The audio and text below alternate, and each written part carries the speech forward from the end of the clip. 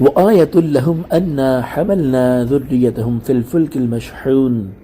ترجمہ کنز عرفان، اور ان کے لیے ایک نشانی یہ ہے کہ ہم نے ان کی نسلوں کو بھری ہوئی کشتی میں سوار کیا۔ وَخَلَقْنَا لَهُم مِّن مِّثْلِهِ مَا يَرْكَبُونَ، اور ہم نے ان کے لیے ویسی ہی کشتیاں بنا دیں جن پر سوار ہوتے ہیں۔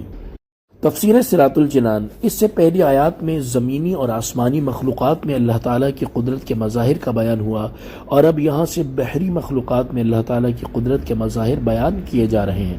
چنانچہ ارشاد فرمایا، لوگوں کے لیے اللہ تعالیٰ کی قدرت پر دلالت کرنے والی ایک عظیم نشانی یہ بھی ہے کہ ہم نے ان کی ذریت یعنی نسل کو بھری ہوئی کشتی میں سوار کیا۔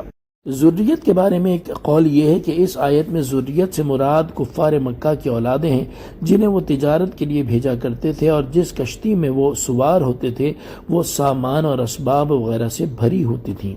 دوسرا قول یہ ہے کہ اس آیت میں جس کشتی کا ذکر ہے اس سے مراد حضرت نوح علیہ السلام کی کشتی ہے، جس میں مکہ والوں کے آباء و اجداد سوار کیے گئے تھے، اور یہ ان کی ذریت ذرات کی شکل میں ان کی پشت میں تھی، اور حضرت نوح علیہ السلام کی کشتی سامان اور اسباب وغیرہ سے بھری ہوئی تھی۔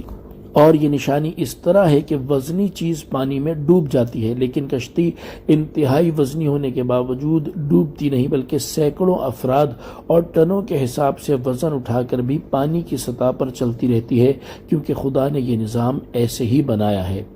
وَخَلَقْنَا لَهُمْ، اور ہم نے ان کے لیے بنا دی، یعنی ہم نے مکہ والوں کے لیے صورت اور شکل میں حضرت نوح علیہ السلام کی کشتی جیسی ہی کشتیاں بنا دیں جن پر وہ سمندری سفر کے دوران سوار ہوتے ہیں۔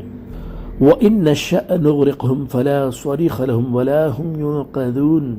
ترجمہ کنز عرفان، اور اگر ہم چاہیں تو انہیں ڈبو دیں تو نہ کوئی ان کی فریاد کو پہنچنے والا ہو اور نہ انہیں بچایا جائے۔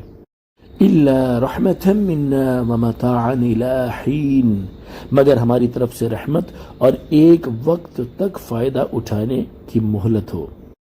تفسیر صراط الجنان۔ ان آیات کا خلاصہ یہ ہے کہ اگر ہم چاہیں تو کشتیوں میں موجود لوگوں کو ڈبو دیں تو اس وقت کوئی ایسا نہ ہوگا جو ان ڈوبنے والوں کی فریاد کو پہنچ کر ان کی مدد کرے، اور نہ ہی خدا کے حکم کے بعد لوگوں کو ڈوب کر مرنے سے بچایا جائے گا۔ البتہ دو صورتوں میں یہ لوگ بچ سکتے ہیں، پہلی یہ کہ ہم ان پر رحم فرمائیں، دوسری یہ کہ ان کی دنیا سے فائدہ اٹھانے کی مہلت ابھی باقی ہو۔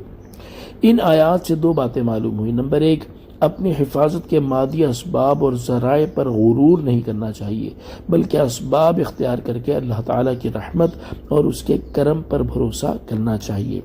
نمبر دو، عیش و عشرت اور نعمتوں سے مالا مال ہونے کی حالت میں اللہ تعالیٰ کے عذاب اور اس کے قہر و غضب سے غافل اور بے خوف نہیں ہونا چاہیے، اور دوران سفر تو اس کا خاص خیال رکھنا چاہیے، کیونکہ سفر کی حالت میں انسان کے حادثے کا شکار ہونے کے خطرات بڑھ جاتے ہیں۔ اور یہ بھی دیکھا گیا ہے کہ لوگ اللہ تعالیٰ سے غافل ہو کر اور موج مستی کرتے ہوئے سفر کر رہے ہوتے ہیں کہ اچانک حادثے کا شکار ہوتے ہیں اور اس دنیا سے کوچ کر جاتے ہیں۔ صلو علی الحبیب صلی اللہ تعالی علی محمد صلی اللہ تعالی علیہ وآلہ وسلم۔